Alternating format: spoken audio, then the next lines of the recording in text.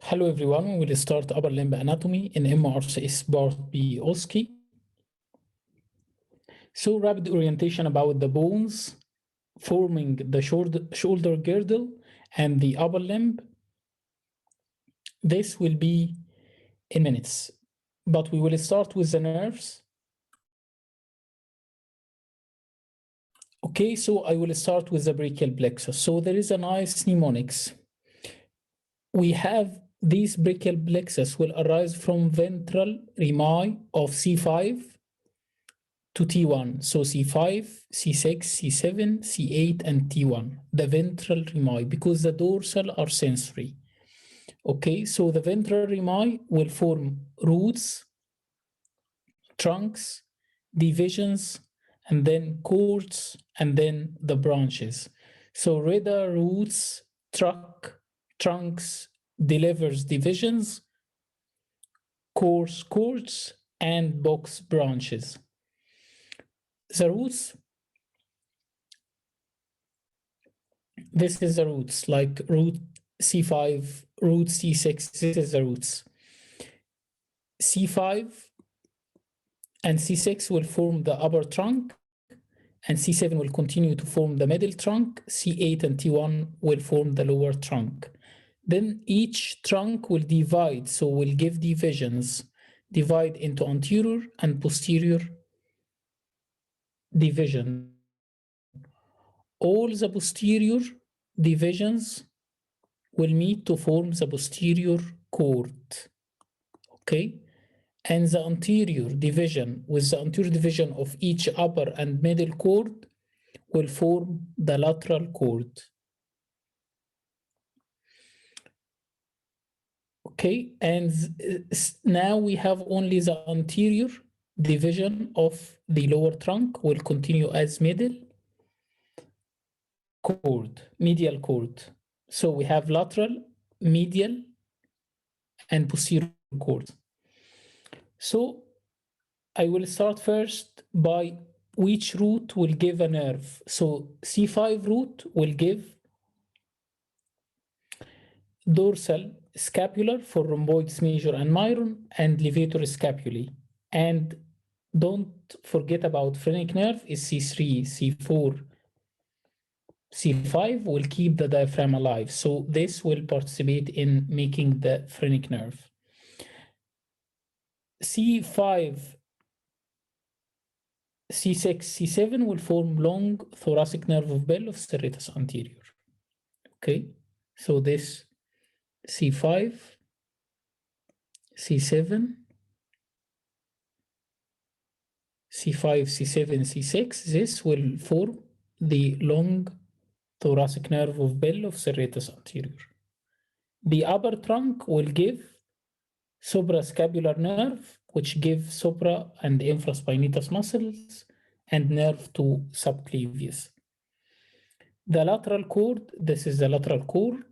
So remember the musculocutaneous nerve and two laterals, lateral root of median nerve and lateral pectoral nerve. Medial cord, remember that the main branch of the ulnar is from the medial cord. So we have medial, and the ulnar nerve. So medial root of median nerve like here, and medial pectoral nerve like here, and this musculocutaneous will continue to form the lateral cutaneous nerve of forearm. So here we have medial cutaneous nerve of arm and medial cutaneous nerve of forearm from the medial cord.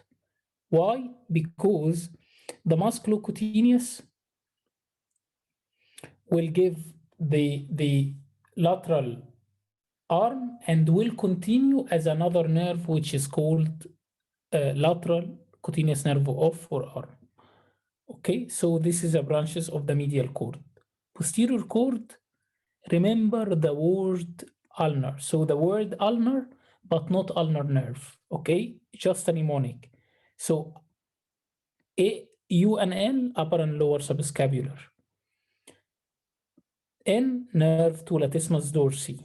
A, axillary, and R, radial. So the posterior cord will continue as the radial. Okay. This is the brachial plexus in one picture. Okay.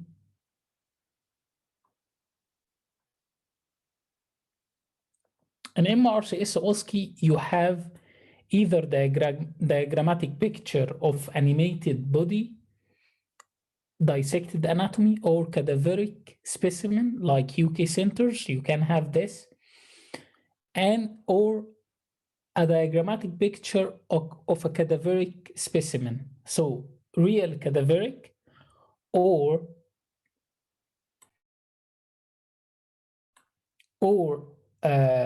diagram of animation or diagram of cadaveric, like this one.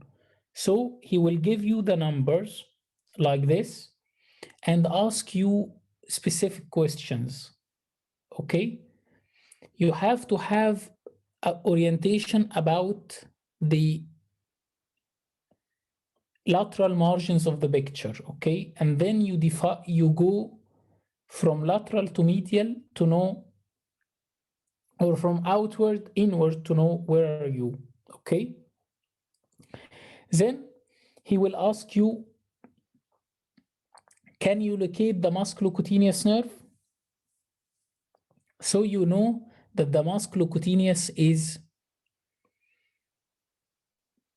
from the lateral cord. So now this is the lateral and this is the medial. This is the armpit, this is the axilla. So you know that the musculocutaneous is lateral, okay? The most lateral one. Then number 16, which is this one. This is, you have like Y shape, which is called lateral root of median nerve coming from the lateral cord, which is number 8, and this is number 16, is the medial root of the median nerve, okay?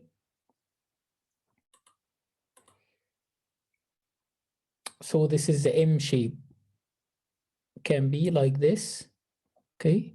Or like this, and then we'll continue. So the Y shape of the M, which is this one, this is lateral root, and this is the medial root. So number 16 is the medial root.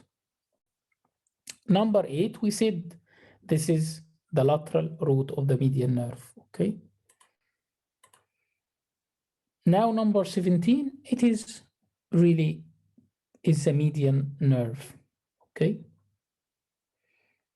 If I asked you about this, anyone knows can write in the chat, or I will allow participants to unmute themselves. So that, what do you think is number 26? Okay, number 26 should be the ulnar nerve. Because it's medial. Okay.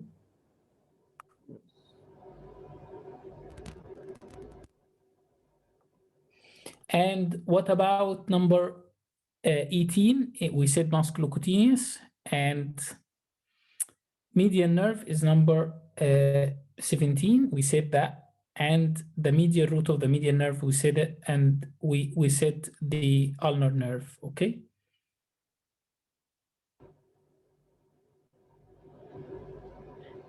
Number 21. Where's 21? So I can't find it. Okay, I can't find it yet. Can you just point, please? I can't find this one. Okay. Okay, I can see 21. 21 is the posterior cord. This is the posterior cord, okay? And the continuation of this posterior cord at this level is what? The radial nerve. Again, we will come back to the previous one. Okay. We said that the posterior cord is giving ulnar word, the ulnar mnemonic, upper and lower subscapular, nerve to latissimus dorsi, and axillary, and will continue as radial. Because it's posterior, so the radial will go posterior as well, the same level. And that's why it will go in the quadrangular space, and then will go into the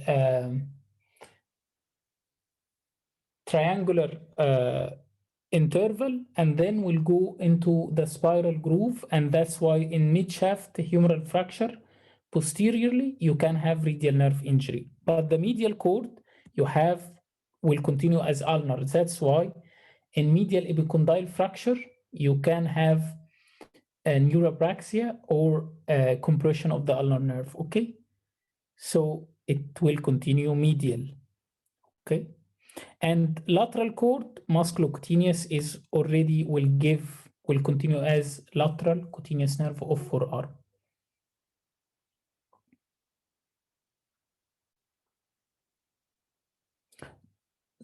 Number 26, we said that. And number 1, which is here, this will go around the surgical neck of a humerus. That's why it's made like this, going for the deltoid and teres minor. This is number 1. Okay, this is number 1 here. Okay. This one. So this is a musculocutaneous, but this is the axillary nerve.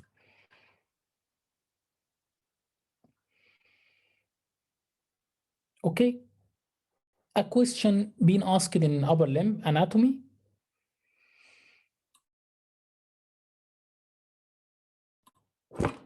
About, can you tell me where you can find each part of the brachial plexus? So according to this image, we have the roots exit from the intervertebral foramina between the scalene anterior and medius, okay? And located in the posterior triangle of the neck. This is the roots now. Then the trunks. The trunks is at the base of the posterior triangle of the neck as well, behind the third part of subclavian artery.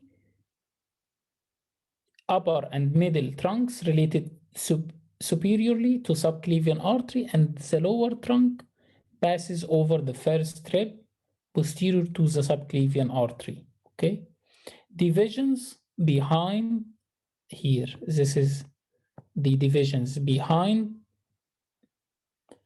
the middle 1/3 of the clavicle at the base of the axilla. Okay, because the axilla is like this. Okay, at the apex of the axilla. Okay, cords. This is the cords. Okay, the cords are related to the second part of the axillary artery. After it, why this is this medial one? Because it is medial to the second part of axillary artery. Why this is lateral cord? Because this is lateral to the axillary artery. Okay, so now here another diagrammatic picture clarify this, so that again, if we go again,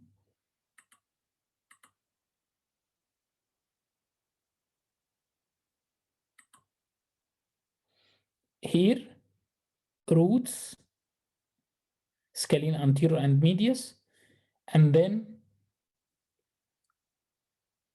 these roots will unit to form trunks related to subclavian artery.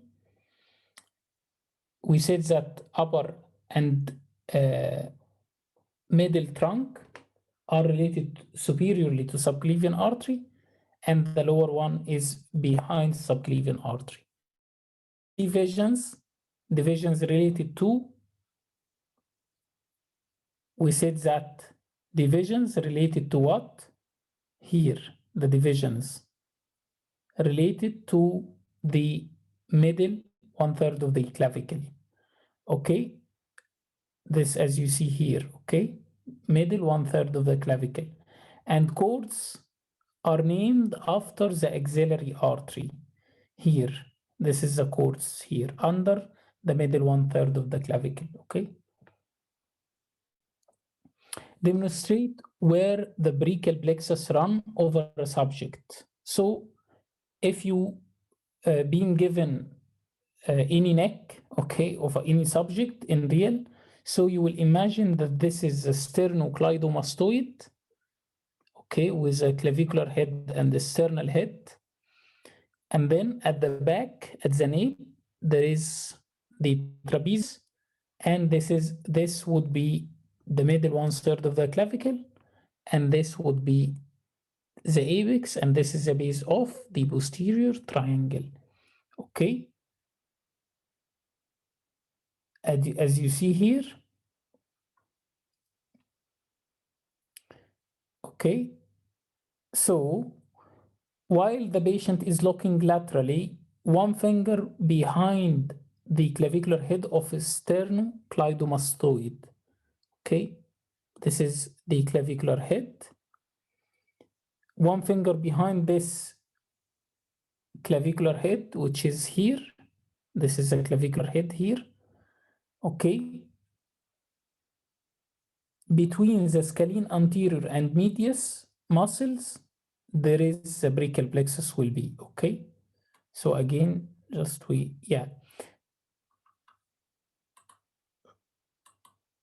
clear this. This is the sternocleidomastoid clavicular head, one finger behind. This now, if you will put one finger behind, this will be the level of the brachial plexus between the scalene anterior and medius, and here will be the roots, and then the roots will form trunks, and this is just between the scalene anterior and medius. Okay, simply Erb's palsy versus Klump's palsy. You see, we made it very easy now. We said that the brachial plexus start at C5 and at T1, right? Okay, so if I told you Erb's, so it is upper root injury, upper roots C5 and C6. If I told you so it is lower roots clawing,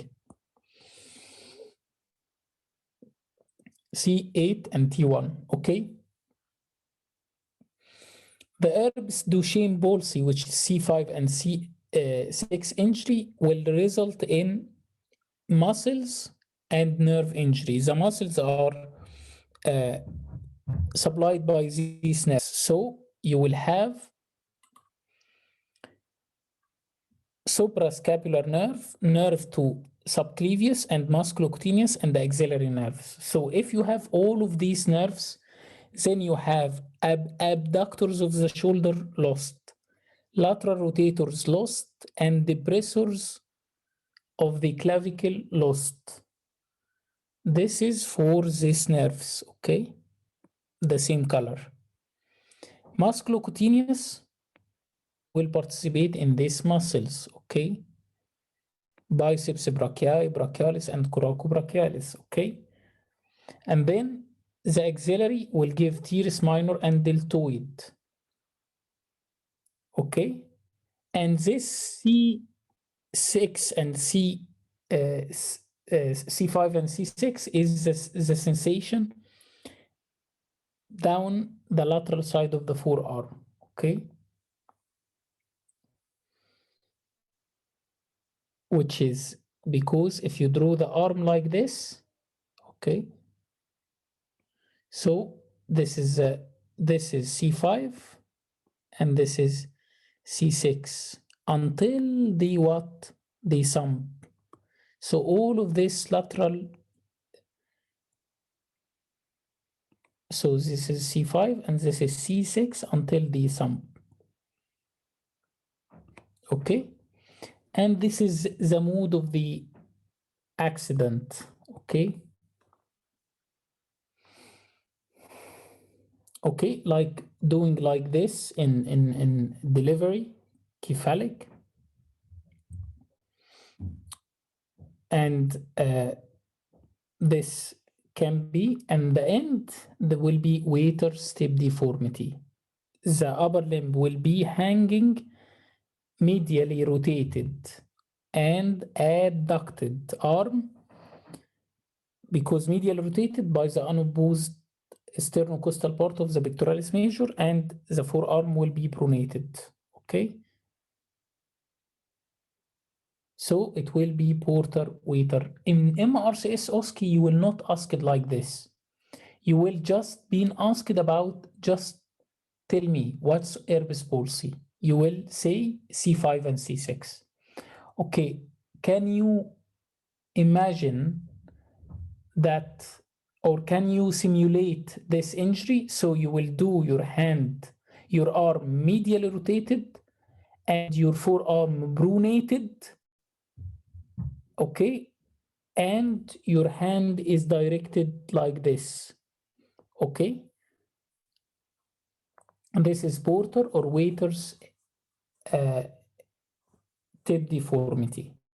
So now that some nerves lost, like musculocutaneous axillary and suprascapular nerve and nerves to subclavius, nothing more. This is an MRCS OSCE. If he asked you about Klumbek's palsy, you will say C8 and T1, which is combined ulnar and medial nerve injury, and the result will be like this: complete claw hand, hand clawing due to lost wrist flexors, and also the complete clawing is complicated because you have a combined median and ulnar nerve injury. So you have a claw hand, and also the C8 and T1. This is the medial side of arm, forearm, and medial two fingers. So it will be all these medial sides will be affected. Okay, because the little and little finger and lateral half of ring finger is supplied by ulnar, and then this is C8 and this is T1 until the armpit is T2, but will not be included because this is the intercostal brachial nerve, okay? We will start always ask an MRCS OSCE because the book even is like this, is a question. So this is a real station and we will solve it all together, okay? This is about 20 marks for a complete anatomy station. How the anatomy station start in OSCE? The examiner will start you by throwing a bone to your hand or a picture. So if you given a clavicle to your hand, he will ask you by the first question, what is this? This is a clavicle, okay. Is it right and left? You can have some features superiorly and some features laterally and some features anteriorly. Now you anatomically define that this is superior and this is medial and this is lateral, and something the other side of the anterior, you can orient it and then you will say right or left. Then he will give you the rest of the joint bones to articulate them together. Now you reached the articulation of a joint, then he will start build up questions until reaching you the dermatomes and the myotomes and some specific diseases. Okay, so this is the list of questions here. We will start by any one of you. If you studied for part A or anyone, I think you will have a good knowledge about this. What do you think? Okay, I will open the mic for Tubi or Uzi Fraser or Hassan.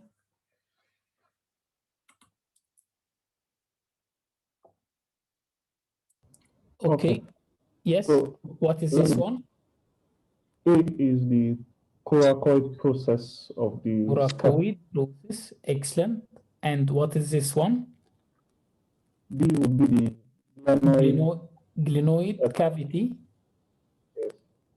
Then C will be the infraglenoid tubercle. Infraglenoid tubercle, and this is the borders. This is the medial border. And okay, lateral border and the medial. The lateral border, because here will be the humerus. Okay. Now you should know that this is the attachment of subclavius muscle. And there is a spine from the back.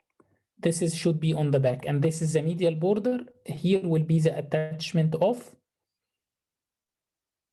serratus anterior, here on this margin, on this medial border. If you imagine this, you put this on your shoulder, is that right or left? This one, is it right or left? This will be my left. Yes, left. Why? Because this is the anterior, but this is the medial.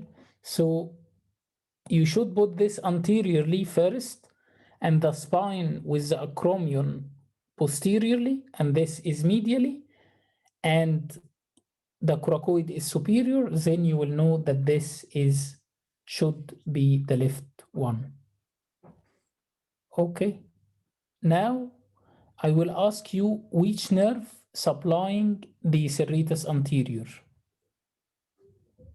The long thoracic nerve. Which is, what is the roots of long thoracic nerve? Long thoracic nerve of Bell. We said C5, C6, and C7. 5, 6, and 7. Okay, what is the muscles attached to the coracoid process? We have Short pectoralis. head of the brachii, coracobrachialis. Coracobrachialis. Short head of the biceps brachii. Short head of biceps, excellent. And one more. And the pectoralis minor muscle. Pectoralis minor muscle. Okay, excellent. Now, all is correct. So, coracobrachialis origin, short head of biceps origin, and pectoralis minor as well. What will result due to the injury of long thoracic nerve of Bell? Because the long thoracic nerve is giving the serratus anterior that's attached to the medial border of the scapula, then winging will be the result, okay? Why the surface anatomy of the coracoid process is an important surgical landmark. This is the coracoid here. So if I asked you this is important landmark, you should know what is medial and what's lateral to it. So it is palpable guide to the deltopectoral groove, okay? So this is a palpable guide for the deltopectoral groove in which the cephalic vein run. The glenohumeral joint is just 1 finger breadth lateral to this process. And the attachment of the coracoid muscles separate the safe lateral side from the medial side, which is very dangerous because the brachial plexus and vessels lie in this medial side. And lastly, the clavipectoral fascia covers the floor of deltopectoral groove. Okay, how to identify?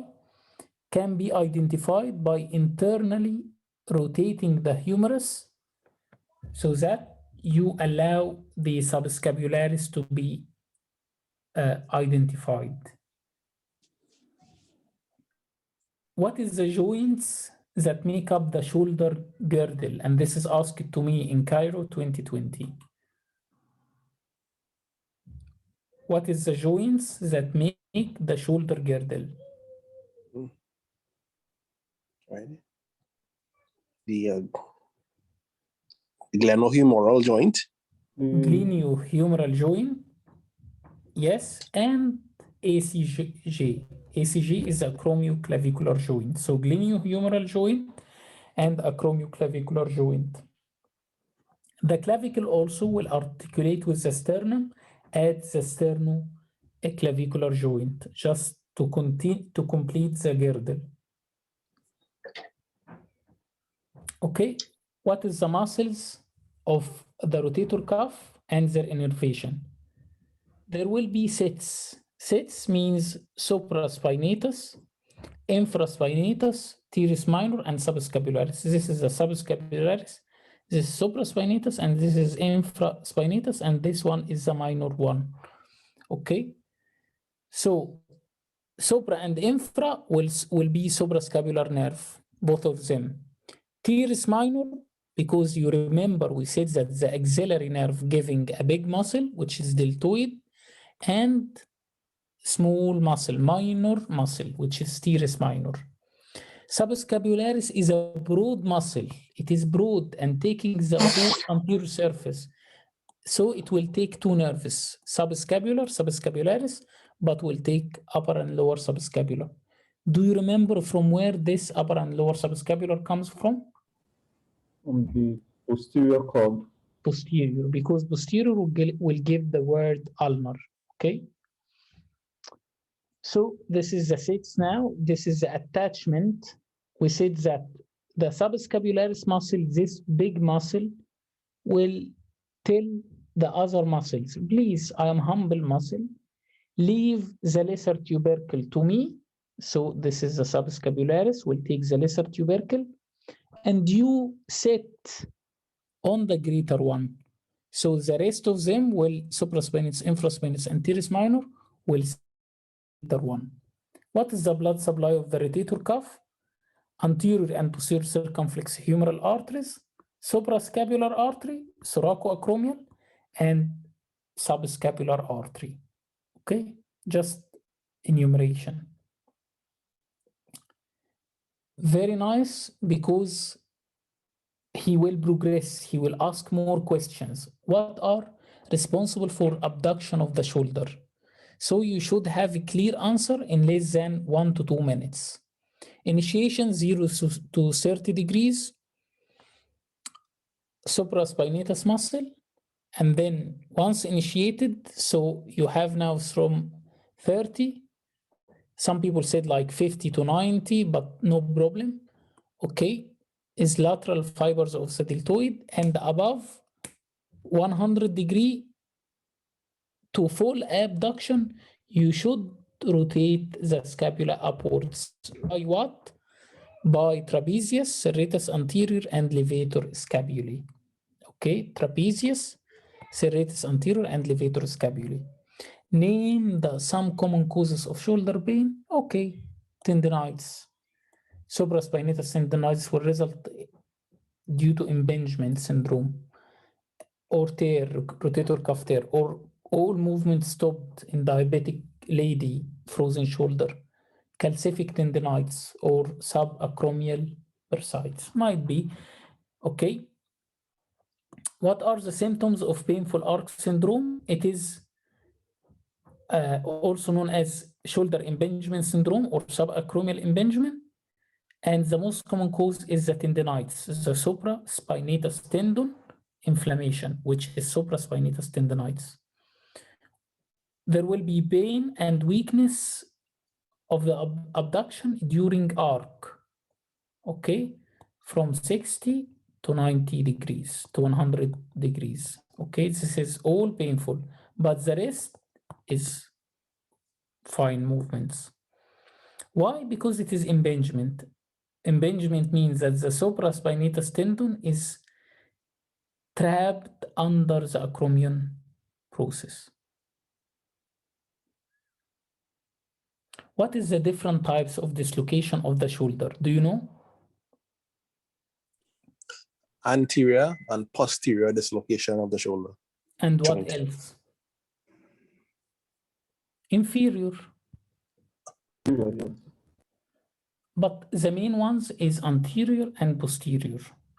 The 95 of the shoulder dislocation is anterior, and only 2 to 4 posterior, and less than 1% is inferior dislocation. The history in anterior is direct blow or fall on outstretched arm. Is in seizures or electrical injury. The shoulder will be squaring.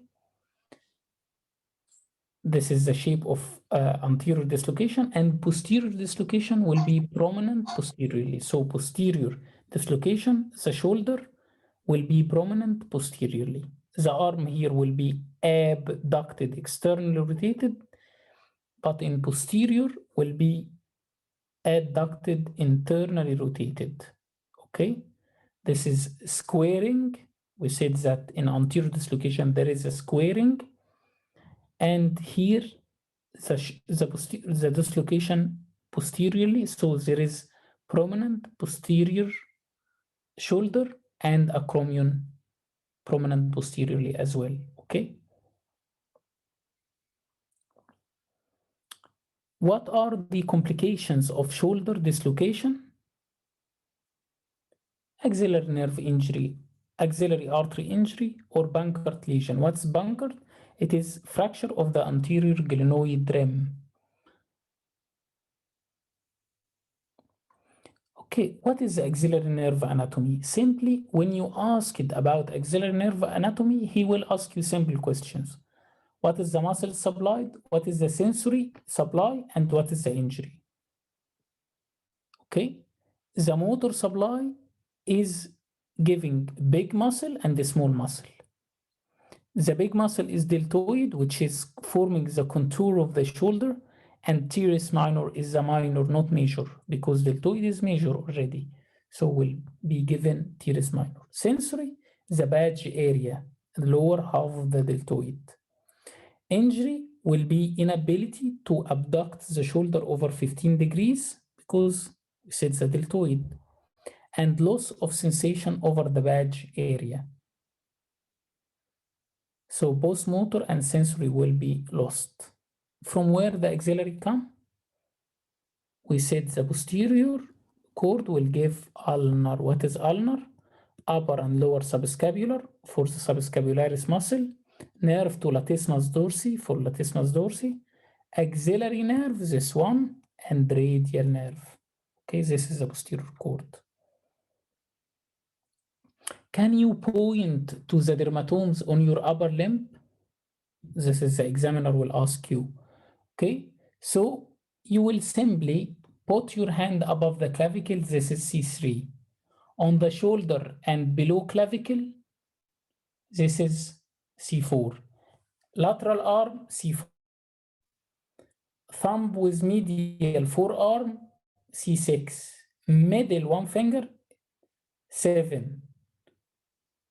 Then this hand medially with 1.5 fingers, medially, C8.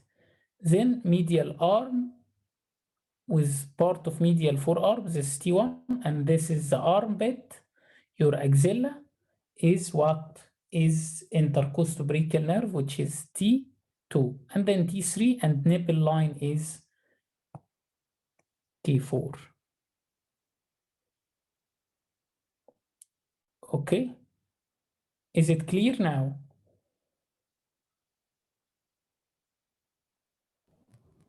Yes, Is it clear now, the dermatomes? Very clear, thank you. Okay. Now he will give you the scapula, and we said acromion, and we said infraspinatus fossae. This is the infraspinatus number 5. This is the supraspinatus fossae, and this is the subscapular fossae. Okay, nothing more. We said this is number 3 is the coracoid.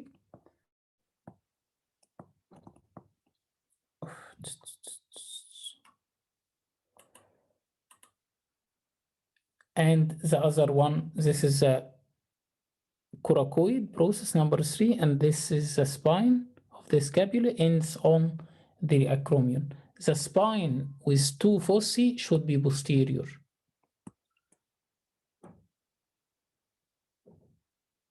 The coracoid process with 1 fossae should be anteriorly. So you can now articulate in this glenoid clavicle the head of the humerus. And articulation with the clavicle will be completing the shoulder girdle, okay? Because it will make the acromioclavicular joint, and this is a gleniohumeral joint, okay?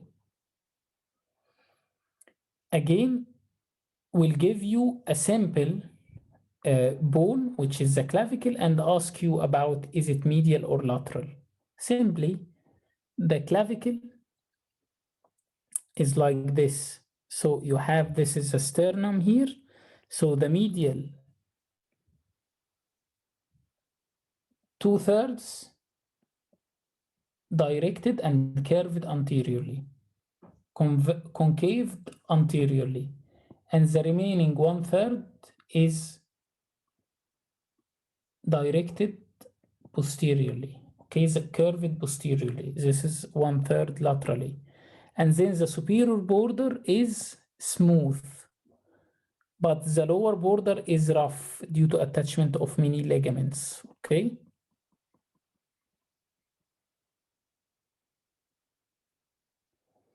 Like impression for costoclavicular ligament, this is the one. Okay.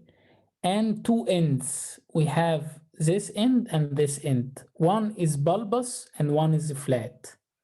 Okay, the sternal end of the clavicle is bulbous because it will be inserted into the sternum. Okay, but the acromial end is flattened, more flat. Now you can define which is lateral and which is medially.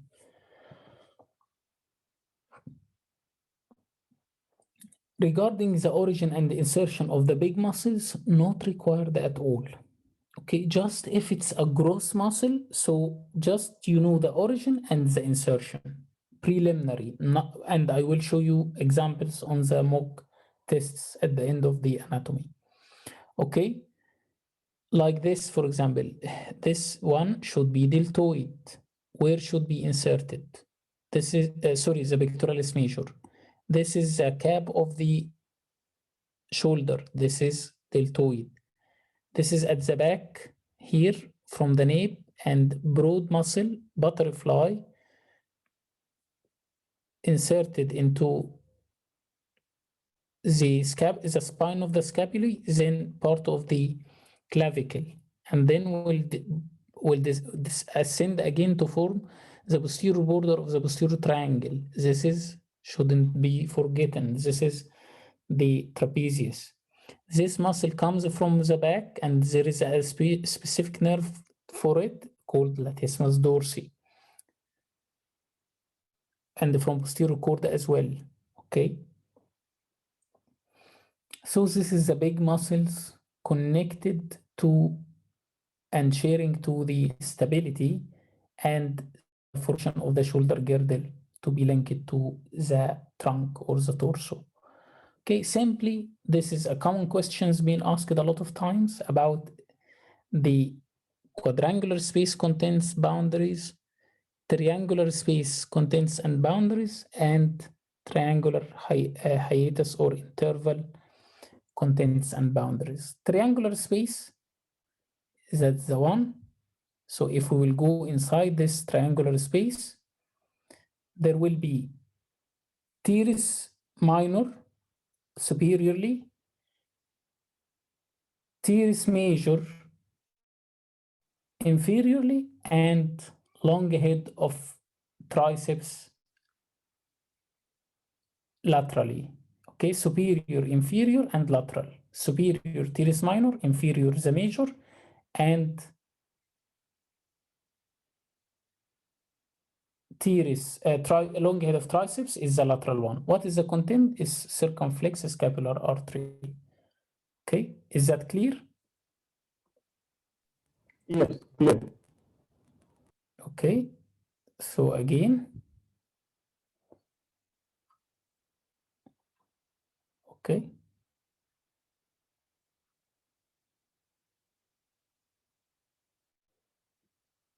Now, this is the one. This is the quadrangular space here. Look at it. Very good. Okay. So teres minor from above, teres major from below, and long head of triceps is still with it, and the humerus from the lateral, and the contents is the axillary nerve and posterior circumflex humeral artery. This is the contents of what? Of the quadrangular space, okay? Yeah, clear.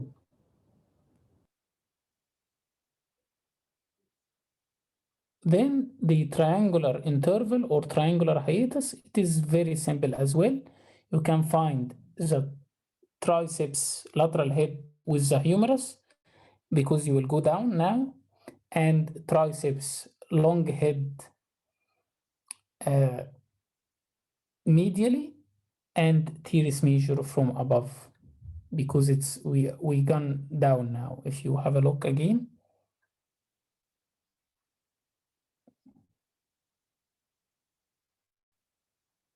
now it's clear, I think.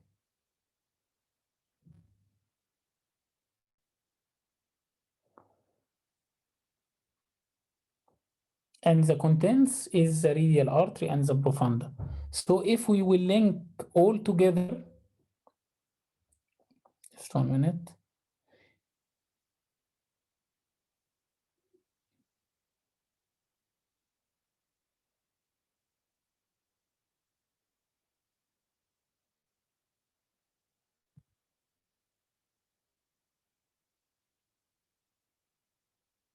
So if we will link all together, then we will find a link between them, which is the humerus, and will go down as a humerus and the lateral head of triceps, and then teres major between the quadrangular space and the triangular interval or hiatus, and the triangular space is sharing the long head of triceps all together.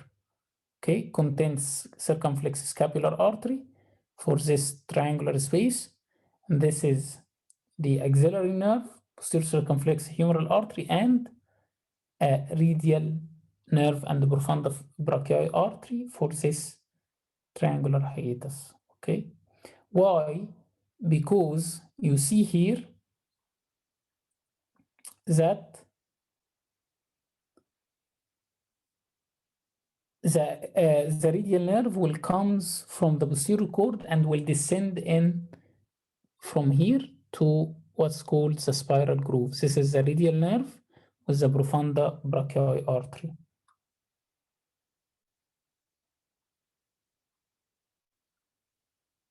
خلاص بقى.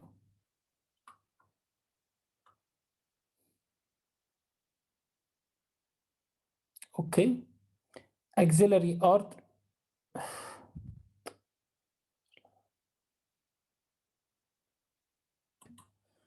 Okay, the axillary artery simply will give branches, but where it starts and where it ends, okay? So if I told you this is the this is the outer border of first strip, okay? And this is the lower border of teres major, and this is the artery, okay? So the axillary artery is started here. This is the story of the axillary artery. From the outer border of first rib, the subclavian will become this axillary artery. And the pectoralis minor will divide this axillary artery into 3 branches. One, first part of axillary artery, second part, and third part of axillary artery. And then at the lower border of teres major, this will become the brachial artery, which is the first branch of it is the profunda brachii artery that run in the triangular interval with the radial nerve. Okay.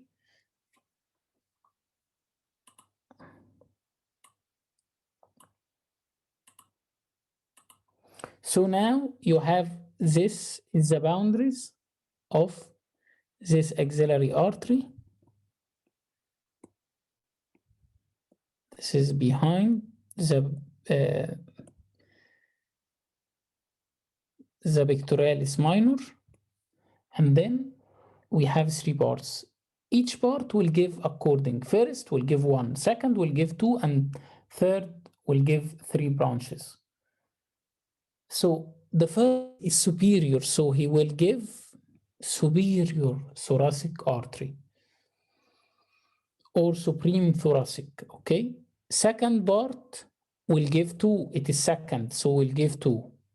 Acromio, so we said superior thoracic, and then acromiothoracic, okay? And what else? What do you think? What else?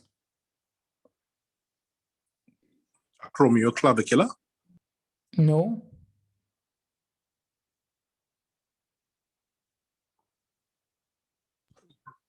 Lateral thoracic. Yes, lateral thoracic, okay? And then we have the third part will give how many branches? Will give 3. Subscapular, anterior and posterior circumflex humeral arteries, okay?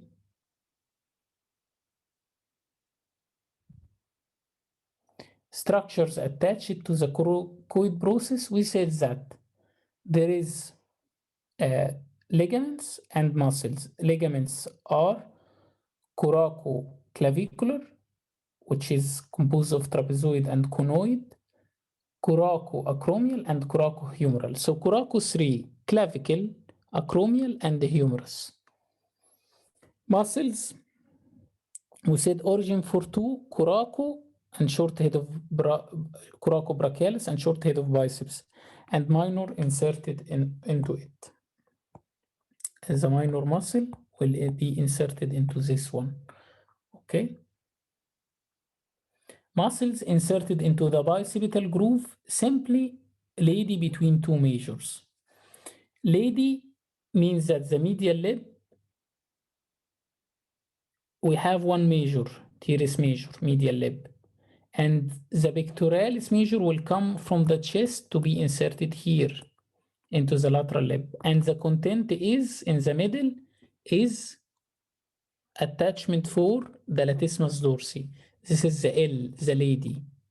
So the lady is latissimus dorsi in the floor, and medially there is tight teres major and polite pectoralis major will comes lateral to protect them all.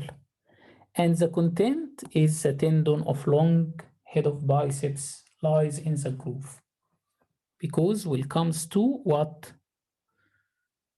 will be attached in supra, what do you know? Tendon of long head of biceps will be attached in supraglenoid tubercle. But where is the short biceps? Here, okay? So we'll do it again.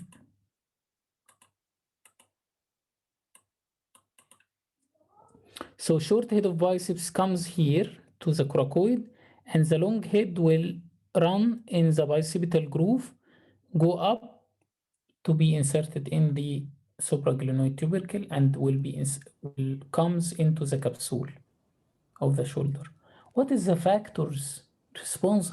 Will ask you, he asked me, do you think that the shoulder is a stable joint, one of the stable joints in your body? No. Why?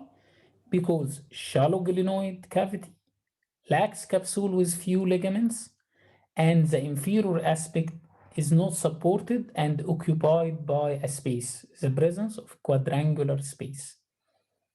Okay, what is the main stabilizer of the shoulder joint? Rotator cuff muscles. The shoulder is stabilized by both static and dynamic restraints.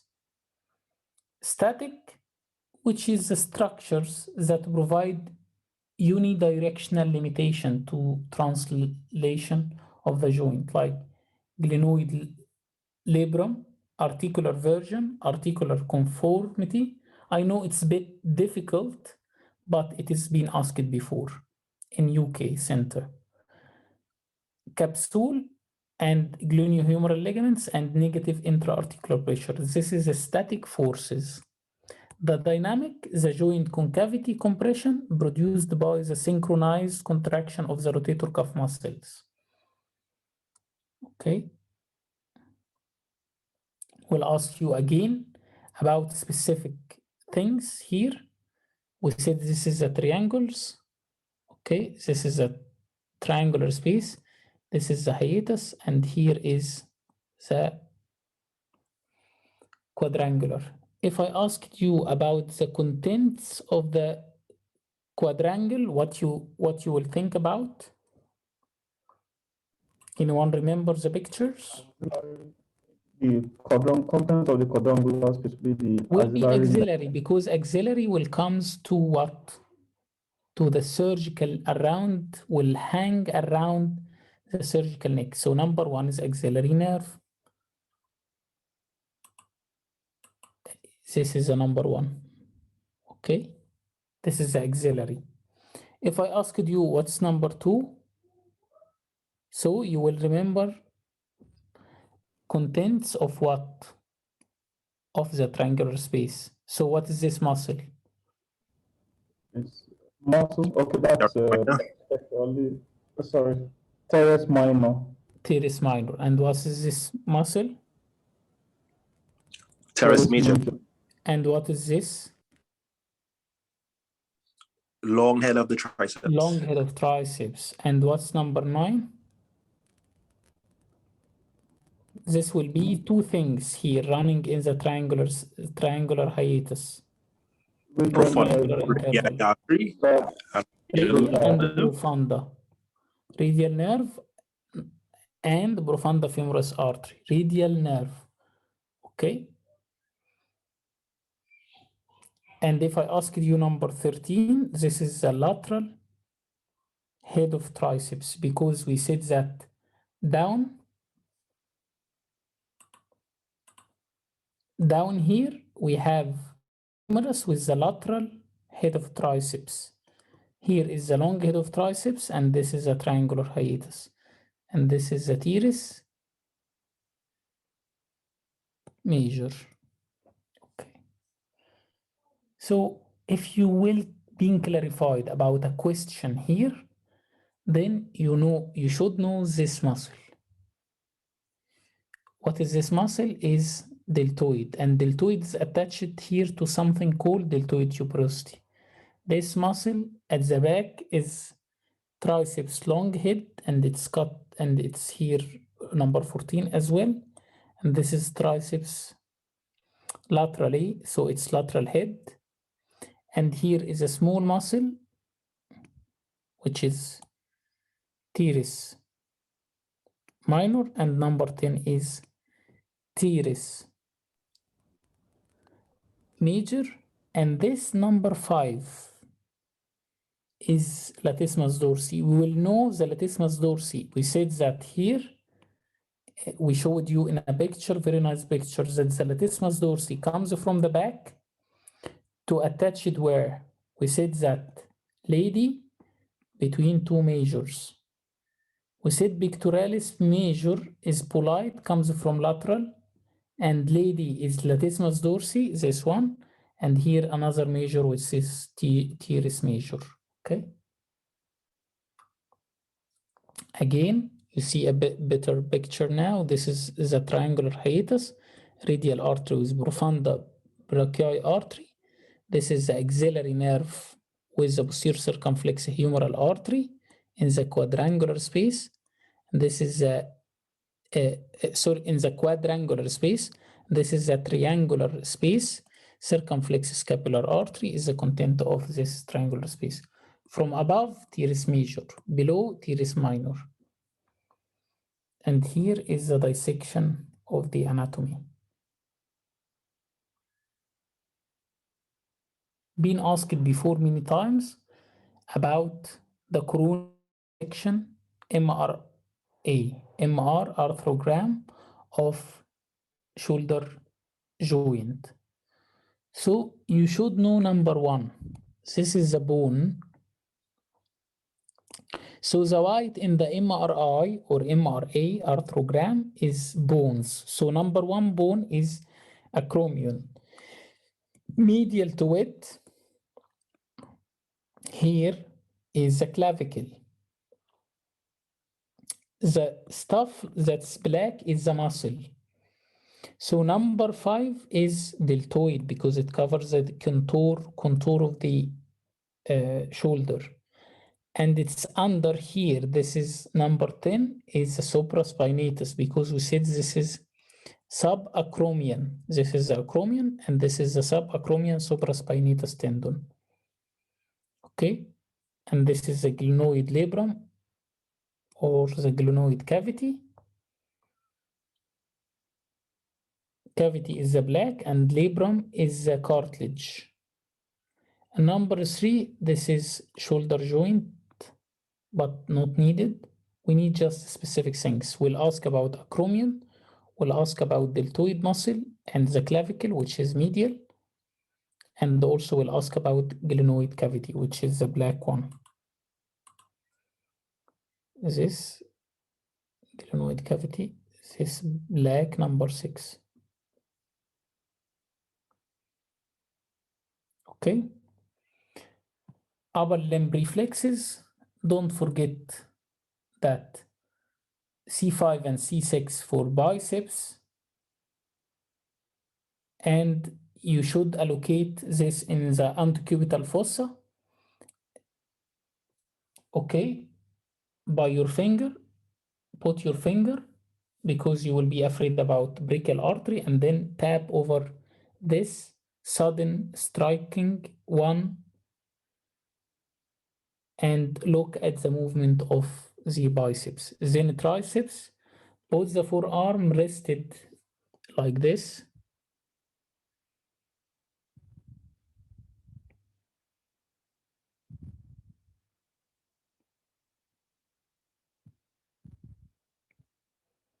So you should have the elbow like this, 90 degrees. Oh, I drew it wrong, but 1 minute. So this is a shoulder.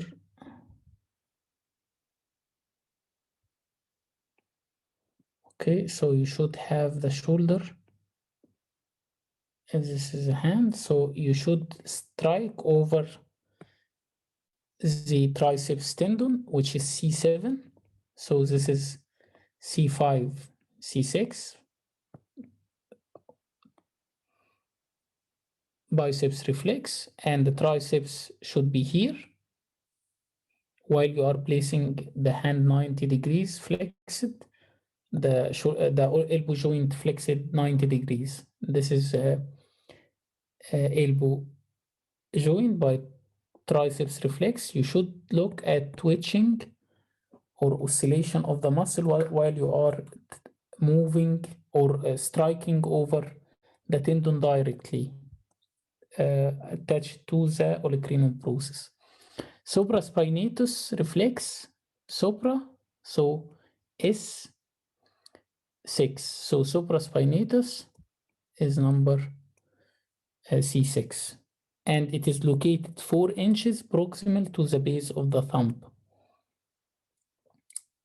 Like here, if you have, this is a hand here. Okay. At the base of the thumb, you will go just 4 inches proximal to it. So don't forget this one to remember that 1, 2, S1 and S2 is ankle reflex. 3, 4, which is L3 and L4, this is the knee reflex. And 5, 6, pick up sticks by biceps. So this is the C5 and C6. And this one is C8, C7 and C8. Shut the gate. So you will close the door by triceps. And don't forget that the serratus anterior nerve to serratus anterior or long thoracic nerve of bell of serratus anterior comes from C5, C6, C7, which raise your arms up to heaven. Okay. So we finished part 1 of the limb, and I'm opening the mic now for Toby and Ozzy Fraser to tell me your opinion about today's session. Tomorrow we'll continue upper limb 2 with a new mock and a new station. What do you think, Toby? Okay, thank you very much. It was wonderful, and I've gained a lot from this session. And the only issue was the time. We were not informed of the time initially, so that was probably why many others were not able It to will be attend. 4 p.m. UK, 4 to 6 p.m. UK. We will make it constantly like this, 4 to 6 p.m. UK. Very good, very good. That's fine then. Okay, and Muhammad Al-Asmar as well. I told him, and we told each other of the team that they will be 4 to 6 p.m. Anyone, Ozzy Fraser, what do you think about the lecture? Do you think it's refreshing, new? Yes, in terms of more so the supportive information that you went through while you did the lecture was very clear and concise. And in terms of the concepts, which you need to understand, I think was made very evident. So I'm very satisfied with the delivery as well as the clarity of the information today. Very nice. Thank you so much. We have finished, and I will continue tomorrow. Will be around 5 to 6 p.m. as well, 4 to 6 p.m. Okay, thank you so much. I hope you enjoyed, and inshallah, all MRCS OSCE exam will come from the notes, and we don't need more. You studied already 1 year. You studied all MRCS OSCE curriculum in the market. So we are waiting exam. Just give us exam and we will kill it. Okay. Okay. Okay. Thank you. Thank you so much. Here you are. Okay. Thank you so much. Have a good night. Rest. Good luck. Good luck. Assalamu alaikum.